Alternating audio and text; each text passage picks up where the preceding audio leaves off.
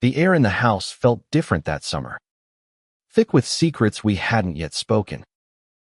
I was 17, standing in the kitchen of our creaky old home in Willow Creek, Oregon, when Ethan's laugh broke through the silence like a spark in the dark. He was my stepbrother, and the way he looked at me that day, eyes bright, unguarded, made my heart stutter in a way I couldn't explain. It was July, and Mom was gone for the weekend, off on some work retreat in Portland.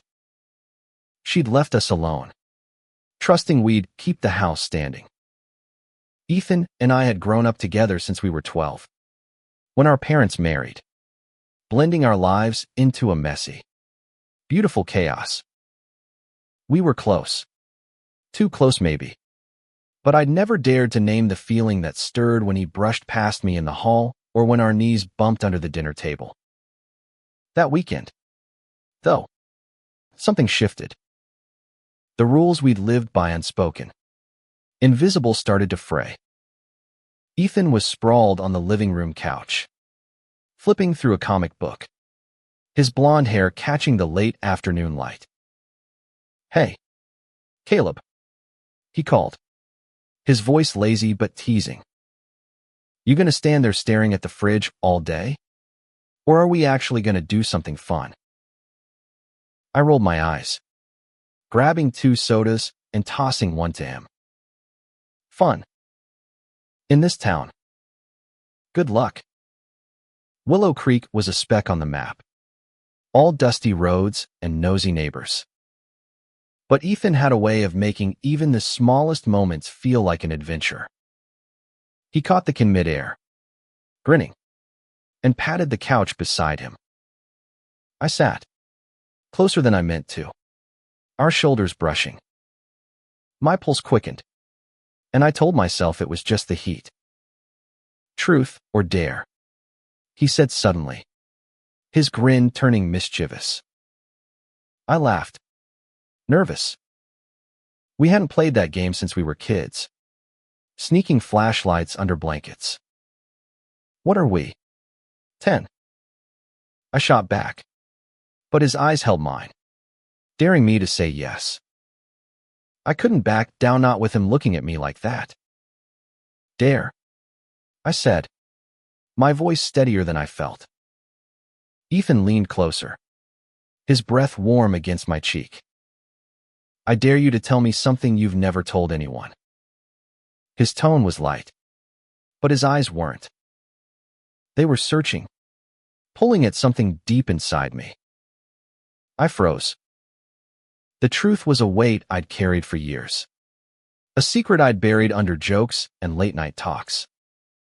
I liked guys. I liked him. But saying it out loud, in this town, in this house, felt like stepping off a cliff. "You first." I deflected, my mouth dry. Ethan's smile softened, and he leaned back, studying me. "All right," he said. "I've been thinking about you. A lot. More than I probably should."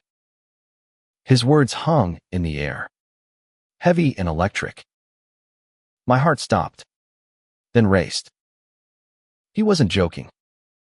The room felt too small, the space between us charged with something I couldn't name yet. "Ethan," I started, but my voice cracked. He didn't look away, didn't laugh it off. Instead, he reached out, his fingers grazing mine. The touch was soft, tentative, but it set my skin on fire. "Is that okay?" he whispered, like he was afraid of the answer. I didn't know what to say, so I didn't say anything. I leaned forward, closing the distance, and kissed him. It was clumsy, desperate, a collision of fear and want. His lips were warm, and for a moment, the world disappeared. There was just us, tangled in something forbidden, something we couldn't take back. When we pulled apart, his eyes were wide, but not with regret. Caleb, he said, his voice low. That wasn't a mistake. My chest tightened. I wanted to believe him, but the weight of what we'd done crashed down. Mom. This town. The life we were supposed to live. What did this mean for us? The rest of the weekend was a blur of stolen glances and careful touches. We didn't talk about the kiss, but it lived in every moment when he handed me a plate at dinner, when our feet tangled under the coffee table watching old movies. It was thrilling, terrifying, like we were playing with fire. But every time I caught his eye, he looked at me like I was the only thing that mattered. By Sunday night, Mom was due back, and the real world loomed like a storm cloud. We sat on the porch, the summer air thick with crickets and unspoken questions. What happens now? I asked, my voice barely above a whisper. Ethan took my hand, his grip firm. We figure it out, he said. Together. But Willow Creek wasn't a place for secrets like ours. The town was small, its eyes sharp. At school, rumors spread faster than wildfire. By Monday, whispers followed us down the halls. Someone had seen us on the porch. Too close. Too obvious. Ethan laughed it off, but I saw the worry in his eyes. I felt it too. This wasn't just about us, Anna Maria. It was about surviving a world that didn't want us to be us. The weeks that followed were a tightrope walk. Ethan and I were careful, but not careful enough. We'd sneak moments in the garage, behind the bleachers, anywhere we could steal a second alone. Every touch felt like a rebellion, every kiss a victory.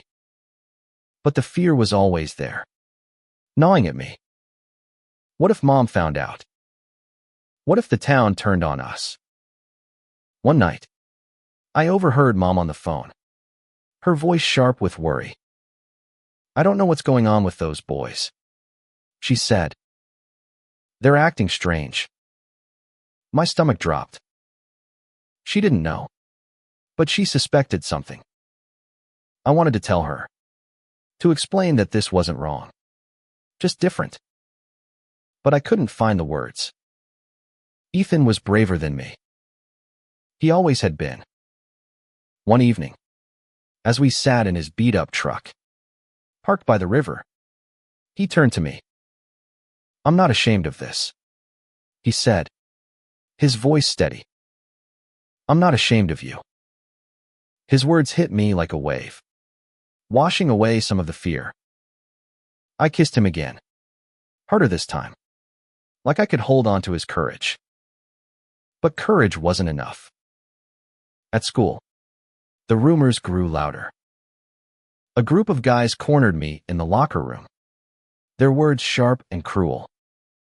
Freak. One spat. I didn't fight back, I just stood there, my fists clenched, hating how small I felt. Ethan found me later, his face dark with anger. They don't get to decide who we are, he said, pulling me close. But I wondered if he was trying to convince himself as much as me. Home wasn't much safer. Mom started asking questions: why we were out so late, why we were always together. I lied, said we were just hanging out. But the guilt ate at me. I loved her, but I loved Ethan too, in a way I couldn't explain to her. Not yet. One night, everything unraveled. Mom came home early from work and found us in the living room, my head on Ethan's shoulder, his arm around me. It wasn't much, but it was enough. Her face went pale, then red. What is this? She demanded, her voice shaking. I couldn't speak.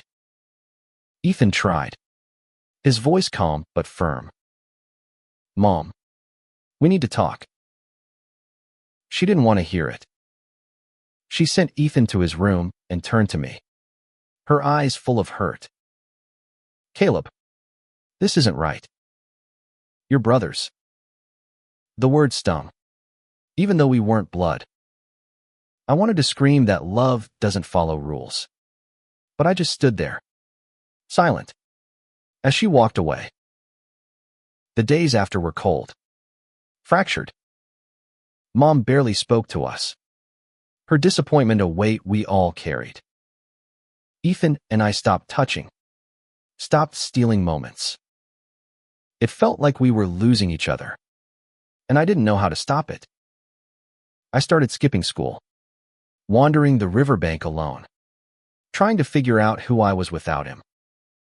One night, I found Ethan sitting on the porch, staring at the stars. I can't do this, I said, my voice breaking. I can't keep pretending. He looked at me, his eyes soft but determined. Then don't, he said. We don't have to hide. He told me he'd been researching, looking at colleges in bigger cities, places where we could be ourselves. We could leave, he said. Start over. Together. The idea was terrifying, but it sparked something in me hope. I hadn't let myself feel it in so long. We started planning in secret, saving money, mapping out a future. But first, we had to face Mom. One evening, we sat her down. I was shaking, but Ethan held my hand under the table. We love each other, he said simply. And we're not sorry. Mom cried, but she listened. She didn't understand, not fully, but she didn't turn us away. I just want you to be safe, she said finally, her voice small. It wasn't acceptance. Not yet. But it was a start. The town was harder. The rumors never stopped. And the stares followed us everywhere. But Ethan and I held on, leaning into each other. We graduated, packed our bags, and left Willow Creek behind. We moved to Seattle, where the city buzzed with life, where we could walk hand in hand without looking over our shoulders. It wasn't perfect. There were still fights, fears, moments when the world felt too heavy. But every time Ethan looked at me, his eyes saying what words couldn't, I knew we'd made the right choice. We'd done something forbidden, but it wasn't a mistake. It was the beginning of a life we built together, brick by brick, against all odds. In the end, love wasn't just the spark that started it alit, was the strength that carried us through. And as we stood together in our new city, the past fading like a bad dream, I realized something. The world could judge us, but it couldn't break us. Not when we had each other.